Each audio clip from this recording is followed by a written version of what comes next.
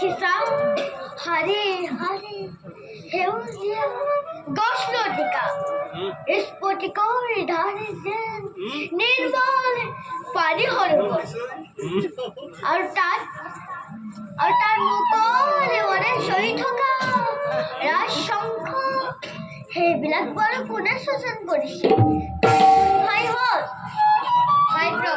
দাদা তুমি নিশ্চয় আমাৰ ৰাজ্যত যিমানবোৰ বস্তু আছে সেই সকলোবোৰ দেখোন আমাৰ ৰজাগণে শোষণ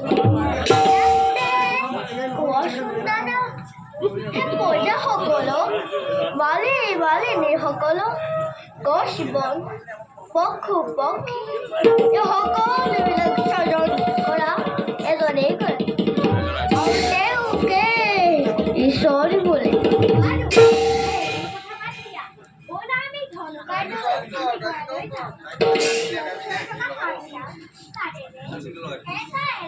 কি কৈছা ভাই?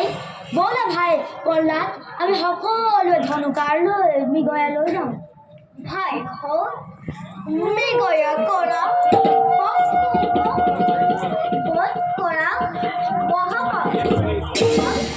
আৰু স্বজন কৰিছিল পশু পক্ষীবিলাককো সেই একেদৰে স্বজন কৰে। দাদা ঈশ্বৰে স্বজন কৰা সকলো জীৱকে সংযোজন কৰিব লাগে। প্ৰহ্লাদ দাদাটোৰ এইবোৰ কথা কোনে শিকাইছে? এইবোৰ কথা চিন্তা কৰিলে নিজে শিকিব পাৰি। সেইবাবে দাদা ঈশ্বৰক চিন্তা কৰিবলৈ চেষ্টা কৰা। সকলো জ্ঞান লাভ কৰিব পাৰিবা।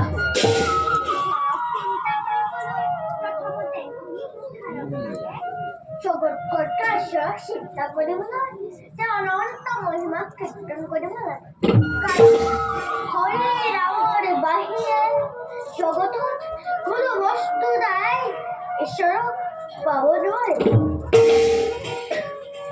সেইকাৰণে তুমি মাজে মাজে হৰি কীৰ্তন কৰা। এতিয়া কথা পাতি থাকিলে মৃগয়া কৰা সময় ভাই প্ৰভুনাথ তুমি আমাৰ লগত যাবা? যদি যোৱা ব'লা, আৰু যদি নোযোৱা তেন্তে ইয়াতে মন মাৰি বহি থাকা। মোক ক্ষমা কৰিবা দাদা, মই মৃগয়া কৰিবলৈ যাব নোৱাৰো।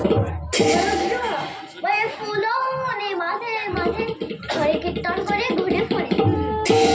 তুমি তেন্তে থাকা। ব'লা ভাইহঁত আমি সকলো ধনুকাঁড়লৈ মৃগয়া লৈ যাওঁ। ব'লা ভাইহঁত আমি এতিয়া মৃগয়া লৈ যাওঁ।